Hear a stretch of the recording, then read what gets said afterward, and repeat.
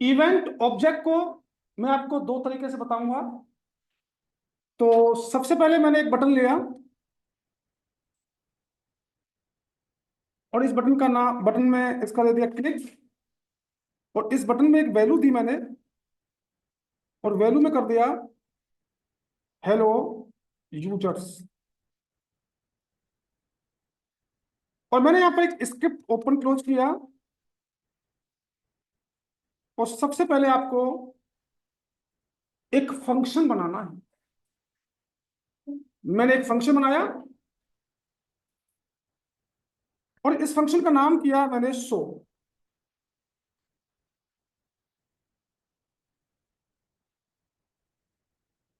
और मुझे क्या करना है, इस बटन को गेट करना है एक वेरिएबल में।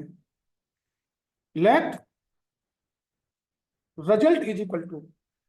अब इस बटन को गेट करने के आपके पास 5 तरीके थे। तो डॉक्यूमेंट डॉट क्वेरी सिलेक्टेड से मैं गेट कर लेता हूं, और यहां पर हमारा है बटन, और इस रिजल्ट पर डॉट एड इवेंट लिसनर लगाया। जैसे एड इवेंट लिसनर लगाते हैं तो सबसे पहले आता है कौन सा इवेंट हैंडलर चाहिए, मैंने कहा क्लिक। उसके बाद कौन सा फंक्शन कॉल होना है उसका रेफरेंस शो। तो जैसे ही आप बटन पर क्लिक करेंगे तो एक शो फंक्शन कॉल होगा, और इसके अंदर मैंने ई ई या लिख दो इवेंट, बात एक ही है, ई या इवेंट। अब मुझे चेक करना है इस ई में है क्या। कंसोल डॉट लॉग करता हूं, मैं अगर ई को चेक करता हूं तो इस ई में मिलता क्या है, इसी को इवेंट ऑब्जेक्ट कहते हैं। तो जैसी फाइल को रन करूंगा तो मुझे चेक करना है इस ई में क्या मिल रहा है मुझे।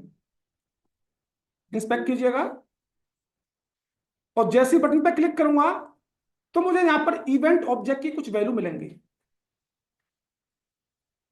इसको ओपन कीजिए। इवेंट ऑब्जेक्ट की ये सारी वैल्यू होती है, ये सारे मेथड प्रॉपर्टीज होती है। अब इसमें से मुझे क्या चाहिए, ई डॉट टारगेट। टारगेट में क्या रहा है, अगर मैं लगाता हूं यहां पर E dot target, E dot target में पूरा बटन उठ के आना चाहिए आपका। चेक करें, पूरा बटन उठ के आ रहा है। और अगर मुझे इसकी वैल्यू चाहिए तो मैं क्या लिखूंगा, E dot target dot value. मैं लिखूंगा E dot target dot value. इस बटन की वैल्यू उठ के आ रही होगी जो आपने बटन में वैल्यू दे रखी है। ऐसे इनपुट की वैल्यू उठा सकते हैं, जो भी इनपुट में टाइप करूंगा उसकी वैल्यू उठ सकती है। ये तो हो गया आपका एड इवेंट लिस्ट के थ्रू। अगर मैं यहां पर ई न लगाकर अगर मैं इवेंट लगाता हूं तब भी मुझे यही चीज मिलेगी। चेक करते हैं एक बार दोबारा से, console dot log event, check करें, वही सेम रिजल्ट मिलेगा आपको। मुझे इसकी वैल्यू चाहिए, या मुझे क्या करना है, इस बटन का एक नाम दिया मैंने, name is equal to button name, BTN name. अब मुझे कहीं जरूरत है भाई इस बटन के नेम की, तो मैं उठाऊंगा console dot log event dot target. Target पूरा बटन आ गया, डॉट क्या चाहिए इसका, नेम। नेम में क्या है, BTN नेम। ये उठ के आना चाहिए, नेम उठ के आ रहा है। तो ये तो उठाया आपने किससे, इवेंट एड इवेंट लिसनर से। अगर मुझे एड इवेंट लिसनर यूज नहीं करना, मैंने इसको कमेंट किया, और मैंने यहां पर एक ऑन क्लिक इवेंट हैंडलर लगाया, ऑन क्लिक। और मुझे यहां पर किसी फंक्शन को कॉल करना होता है, मैंने एक डाटा फंक्शन को कॉल कराया। अब मुझे ये फंक्शन बनाना पड़ेगा, फंक्शन, और फंक्शन का नाम क्या है, डाटा। अब यहां पे तो रेफरेंस था, तो रेफरेंस था तो मुझे यहां से कोई वैल्यू पास नहीं करनी पड़ी। यहां से क्या हो रहा है, कॉल हो रहा है। जब कॉल हो रहा है तो मुझे यहां से कुछ वैल्यू पास करनी होगी इवेंट ऑब्जेक्ट की। तो यहां पर इवेंट, और ये इवेंट कहां मिलेगा, एज ए पैरामीटर इवेंट में। और मैं कंसोल डॉट लॉग करता हूं इवेंट को, तो यहाँ पे चेक करेंगे वही वैल्यू मिल रही होगी, मिल रही है जी वही वैल्यू। लेकिन जब आप कॉल कराते हैं तो यहां से ई पास नहीं कर सकते, यहां से इवेंट ही पास करना होगा। अब ये ई ट्रांसफर कहां होगी, इवेंट में। अगर मैं कंसोल डॉट लॉग करता हूं दोबारा से इवेंट को, तो यहां पर ये आपका जो रिजल्ट आ रहा था वो रिजल्ट नहीं मिलेगा। क्या कह रहा है, E is not define at HTML button element on click. On click पर जब आप कॉल करा रहे हैं तो यहां से आपको ई पास नहीं करना है, फिर आपको इवेंट ही पास करना होगा, ई पास नहीं कर सकते। तो अगर आप ऐड इवेंट लिस्टनर लगा रहे हैं, क्योंकि यहाँ पे रेफरेंस है तो रेफरेंस है, तो यहाँ पे ई पास कराओ चाहे इवेंट पास कराओ, बात एक ही है। दोनों में अंतर समझ में आया। तो यही होता है आपका इवेंट ऑब्जेक्ट। इस इवेंट ऑब्जेक्ट की हेल्प से आप कोई भी एलिमेंट का नेम गेट कर सकते हैं, उसकी वैल्यू भी गेट कर सकते हैं। यहां पर एक फाइल बनाओ और यहां पर मुझे एक लिंक बनाना है, ए देन एच रेफ, और एच रेफ में मैंने एक https://www.abc.com, मैंने इसका नाम दे दिया क्लिक हियर। अब मेरा काम क्या है कि जैसे मैं abc.com पर क्लिक हियर पर क्लिक करूंगा तो मुझे abc.com पर रिडायरेक्ट कर देगा, ये यही करेगा। लेकिन मुझे करना क्या है कि भाई ये क्लिक तो हो लेकिन ये रिडायरेक्ट नहीं हो, मुझे ऐसा कुछ चाहिए। आइए, इसे बनाने के वही दो तरीके, या तो आप ऐड ईमेल लिसनर का यूज करो या on click event handler use करो। तो मैं यहां पर ऐड इवेंट लिसनर का ही यूज कर रहा हूं। मैंने यहां पे एक फंक्शन बनाया और फंक्शन का नाम कर दिया मैंने रीडायरेक्ट। डाटा नाम का एक फंक्शन बना दिया और मुझे इस लिंक को एक वेरिएबल में गेट करना है। Let my link is equal to document dot query selector से मैंने इसको गेट किया, क्या नाम है, ए, और इस माई लिंक पर डॉट मैंने ऐड इवेंट लिसनर लगाया। मुझे करना क्या है, क्लिक करना है, और क्लिक करने के बाद कौन सा फंक्शन कॉल करना है, उसका रेफरेंस रीडायरेक्ट डाटा। यहां से मैंने इवेंट ऑब्जेक्ट पास किया, यहां लिखेंगे ई डॉट प्रीवेंट। डिफॉल्ट एक मेथड होता है इवेंट ऑब्जेक्ट का, इसी इवेंट ऑब्जेक्ट का एक मेथड, इसका नाम क्या है, प्रीवेंट डिफॉल्ट। तो ये क्या करेगा, क्लिक तो होगा लेकिन एच रेफ पर ये रीडायरेक्ट नहीं होगा। चेक करें, क्लिक हो रहा है लेकिन ये रीडायरेक्ट नहीं हो रहा। अब इसकी जरूरत हमें कब पड़ेगी, जैसे आप कोई भी डाटा अपडेट कर रहे हो, डिलीट कर रहे हो, ऐड क्रिएट कर रहे हो, तो अगर हमें क्रिएट करने के बाद, डिलीट करने के बाद, अपडेट करने के बाद अपने पेज को किसी दूसरे यूआरएल पर रीडायरेक्ट करना है, तो रीडायरेक्ट तो हो जाएगा लेकिन रुकेगा नहीं। तो वहां पर रोकने के लिए ही इसी मेथड का यूज करना होगा, ई डॉट प्रिवेंट डिफॉल्ट। हमने कहा डाटा डिलीट हो गया, डाटा अपडेट हो गया, अपडेट होने के बाद हमें होम पर आना है, होम पर आ तो रहा है लेकिन वापस ये फिर वही जा रहा है। उसी पर रोकने के लिए हमें क्या करना पड़ेगा, इसी ई डॉट प्रिवेंट डिफॉल्ट नाम के मेथड को यूज करना होगा रोकने के लिए। तो ये भी इवेंट ऑब्जेक्ट का एक मेथड है जिसका नाम है प्री। को एक फाइल और लेनी है, तो यहां पर हमने एक फाइल और ली।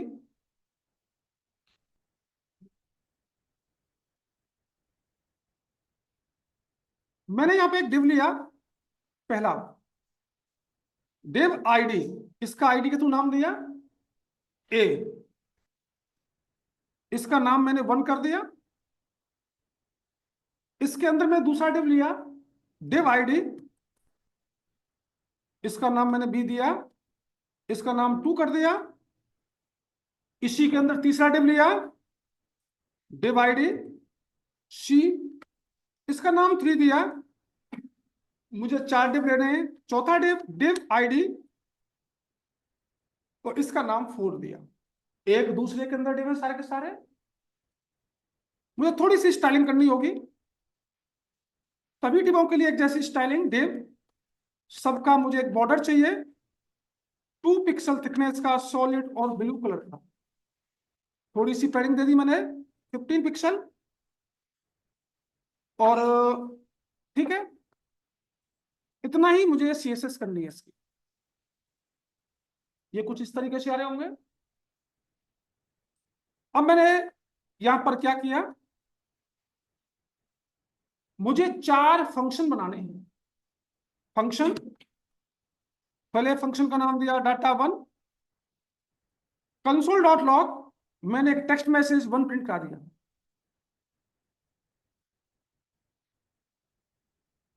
और मुझे फंक्शन कितने बनाने हैं, 4। और इनमें मुझे प्रिंट करना है डाटा 1, डाटा 2, ये अलग अलग फंक्शन 2 प्रिंट होना चाहिए, डाटा 3 पर 3 प्रिंट होना चाहिए, डाटा 4 पर 4 प्रिंट होना चाहिए। अब मुझे इन डिबों को एक एक वेरिएबल में गेट करना है। आइए, let result 1 is equal to, पहले डिब को गेट किया document dot get element by ID, और पहले वाले का नाम है ए। और इसी तरीके से मेरे 4 डिव हैं, इनका नाम result 1, result 2, result 3, result 4। Div के नाम है ए, बी, सी एंड डी। अब इस रिजल्ट 1 पर मैंने डॉट एड इवन लिसनर का यूज किया।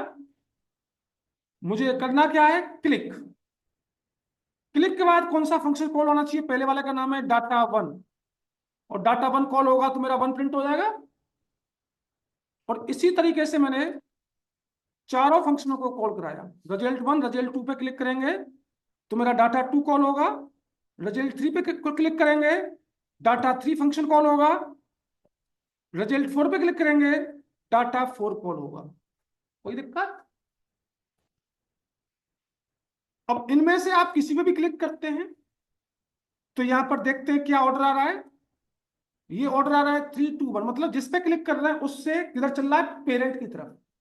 यहां पर 1 पेरेंट है 2, 3, 4 का, 2 पेरेंट है 3, 4 का, और 3 पेरेंट है 4 का। तो बाय डिफॉल्ट इसमें एड इवन स्टैंड में जो हमारे फेस होते हैं, यहाँ पर कैप्चर फेस हमारा बबलिंग फेस डिफॉल्ट आता है। बबलिंग फेस का जो ऑर्डर आता है वो हमेशा कैसा रहता है, चाइल्ड टू पेरेंट, मतलब जिस पे क्लिक करेंगे वो वहां से कहां पे चलेगा, पेरेंट की तरफ। 3 पे क्लिक किया 3, 2, 1, 2 पे क्लिक किया 2, 1, 1 पे क्लिक किया 1। अगर मुझे इसको कैप्चर फेस बनाना है तो इन चारों के अंदर आपको एक और पैरामीटर डालना पड़ेगा, जिसका नाम लिखा मैंने ट्रू। जैसे आपने ट्रू लिखा, ये आपका कौन सा फेस बन गया, कैप्चर फेस। और कैप्चर फेस में जो ऑर्डर रहता है वो रहता है हमेशा पेरेंट टू चाइल्ड का। अब मैं तीसरे पे क्लिक कर रहा हूं तो ये चलेगा 1, 2, 3। चौथे पे क्लिक किया 1, 2, 3, 4। 2 पे क्लिक किया 1, 2, 1 पे क्लिक किया 1। और अगर इसको बबलिंग फेस बनाना है तो यहां पे लिखना पड़ता है आपको फॉल्स। और जो फॉल्स होता है वो बाय डिफॉल्ट भी रहता है। आप यहां पर फॉल्स लिखें या ना लिखें, बाय डिफॉल्ट ये फॉल्स ही होता है, जिसको हम कहते हैं बबलिंग फेस। और बबलिंग फेस में जो ऑर्डर रहता है वो कैसा रहता है, चाइल्ड टू पेरेंट। 3 पे क्लिक किया 3, 2, 1, 4 पे क्लिक किया 4, 3, 2, 1, 2 पे क्लिक किया 2, 1, और 1 पे क्लिक किया 1। और अगर इसको आपको कैप्चर फेस बनाना है तो यहां पर आपको ट्रू लिखना पड़ेगा। बिना ट्रू लिखे हुए आप इसको कैप्चर फेस में कन्वर्ट नहीं कर सकते। और जब कैप्चर फेस होता है तो उसमें ऑर्डर हमेशा कैसा रहता है, पेरेंट टू चाइल्ड। 1, 2, 3, 1, 2, 3, 4 चल रहा है हमारा। तो एड इवन लिसनर में हमारे 2 फेस होते हैं, बबलिंग फेस और एक। नेक्स्ट हमारा माउस इवेंट। हमारे कौन कौन से माउस के इवेंट होते हैं, तो पहले इनको देखते हैं कौन कौन से हैं सारे। तो मैंने यहाँ पे एक डिप बनाया, इसकी स्टाइलिंग कीजिए।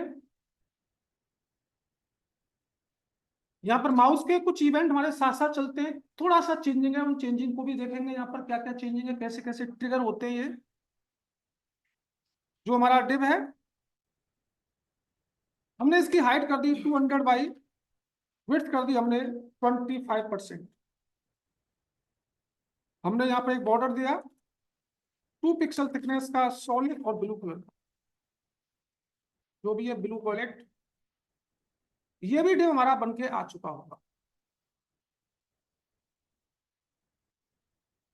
तो थोड़ा ध्यान देना, मैं यहाँ पे सारे सारे माउस इवेंटों को यूज करने जा रहा हूँ। सबसे पहले ऑन माउस डाउन, मैंने यहाँ पर एक फन वन फंक्शन को कॉल कराया, पहला ये है। दूसरा ऑन माउस एंटर, मैंने फन टू को कॉल कराया। देन ऑन माउस लीव, मैंने फन थ्री को कॉल कराया। मैंने ऑन माउस मूव, मैंने फन फोर को कॉल कराया।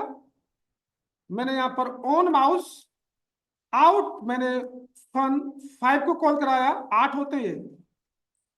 ऑन माउस होवर, मैंने फन सिक्स को कॉल कराया।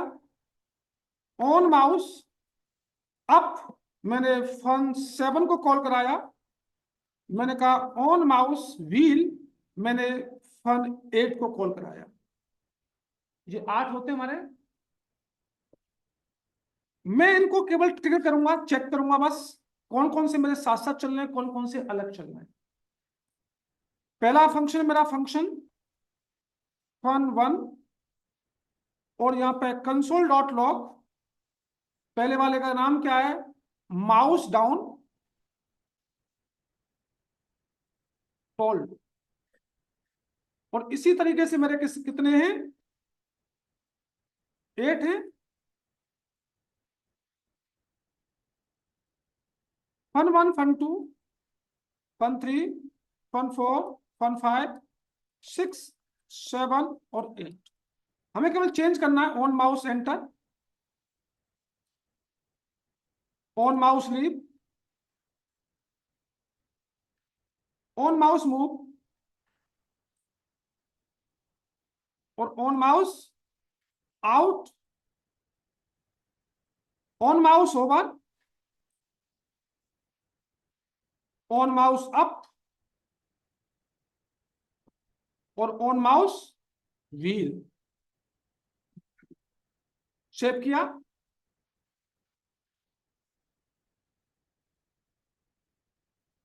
अब देखना कंसोल में on mouse hover, on mouse enter दोनों साथ साथ चल रहे हैं। मैं जैसे एंटर किया, मतलब माउस लेके गया मैं अंदर, जो माउस का एरिया था वहां पर होवर और एंटर दोनों साथ साथ काम किए। और जैसे मूव हो रहा है, ये देखो 12 टाइम मूव हो गया है, ये देखो मूव हो रहा है, मेरा चल रहा है मूव वाला। मैं बाहर निकला, on mouse out, on mouse leave दोनों साथ साथ चले। लेकिन यहाँ पे ऑन माउस अप और ऑन माउस डाउन कॉल नहीं हुए। तो जब आप इस डिम में जाएंगे, तो जब क्लिक करने के बाद डाउन होंगे तो वो ऑन माउस डाउन कहलाएगा, और क्लिक करने के बाद अप करेंगे तो वो ऑन माउस अप कहलाएगा। ये देखो करना है सारे, बाहर निकलना, बाहर निकलना। तो यहाँ पर ऑन माउस ओवर और ऑन माउस एंटर जब दोनों साथ साथ चल रहे हैं, तो इन दोनों में डिफरेंस क्या है, यही हमें चेक करना है। तो जो difference on mouse over on mouse enter में होगा, वही same difference on mouse leave और ऑन माउस आउट में भी वही होगा। पहले इन नामों को नोट कर दें, उसके बाद मैं डिफरेंसों को दिखाता हूं, इन दोनों में डिफरेंस क्या है।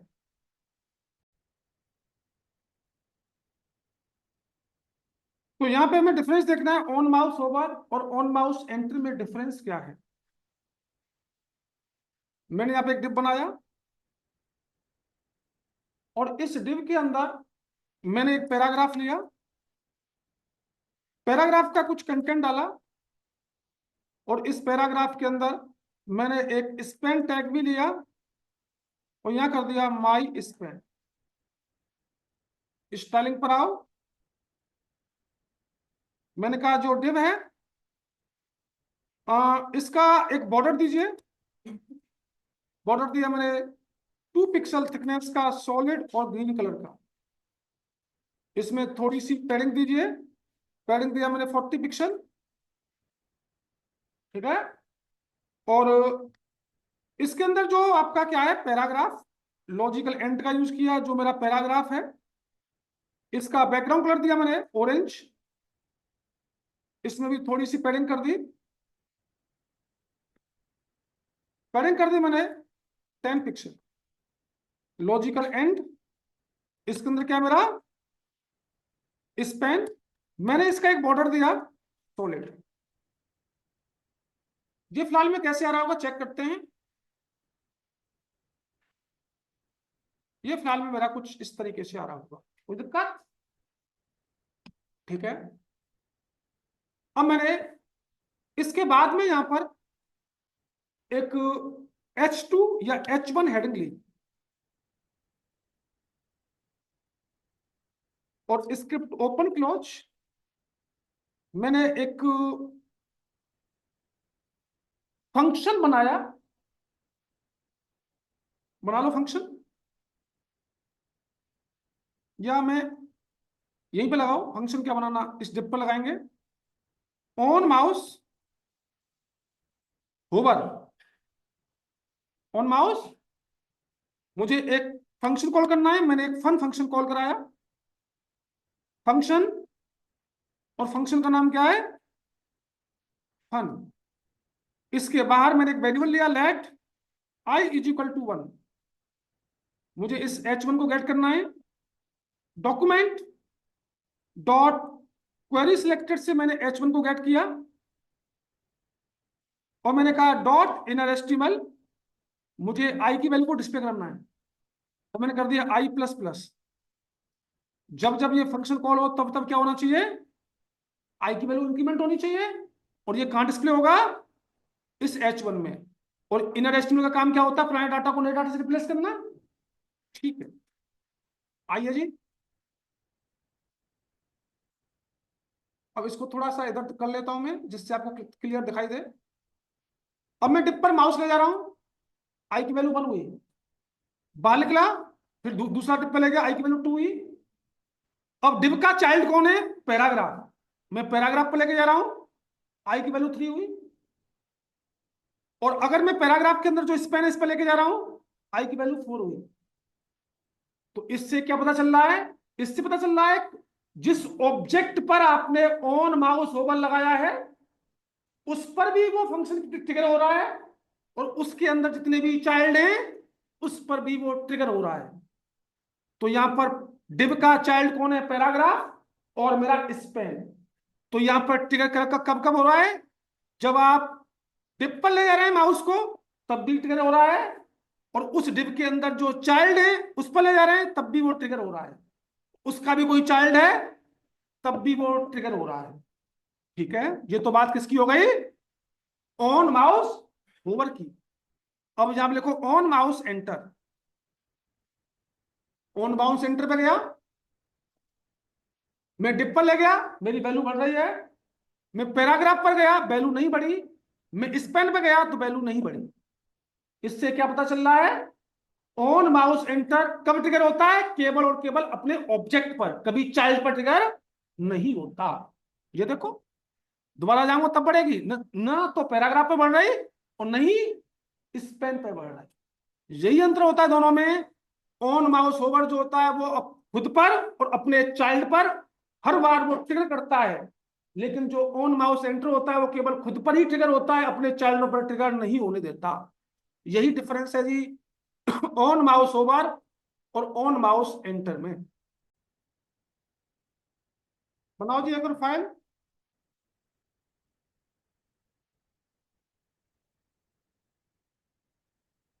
यहां पर सबसे पहले मैंने एक इमेज लगाई और इमेज का नाम दे दिया b2.jpg, जिसकी हाइट मैंने कर दी 200 बाई विड्थ कर दी 300 की। इस इमेज का एक नाम दीजिए माई इमेज।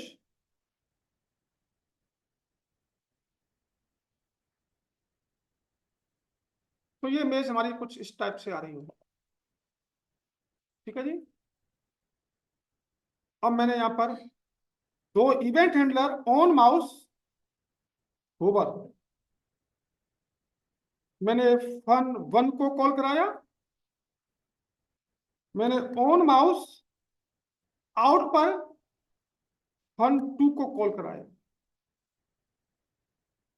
अब ये दोनों फंक्शन मुझे बनाने पड़ेंगे। पहले वाले फंक्शन का नाम है फंक्शन फन वन। इस आईएमजी को गेट कीजिए, document dot query selector IMG dot, मुझे इसके इस सोर्स को चेंज करना है, तो dot SRC is equal to, मैं चाह रहा हूं जी वहां पर ए डॉट जेपीजी इमेज आ जाए। वहां पर कौन सी इमेज आ जाए? A dot JPG image. Check करें, आ रही है होवर पर। अब मैंने दूसरा फंक्शन कॉल कराया, दूसरे फंक्शन का नाम क्या है? Fun two. अब एक तो तरीका ये इमेज लगाने का, ऐसे लगा सकते हैं, या मैं दूसरा तरीका बता रहा हूं, डॉक्यूमेंट डॉट इमेज का नाम क्या है? My image.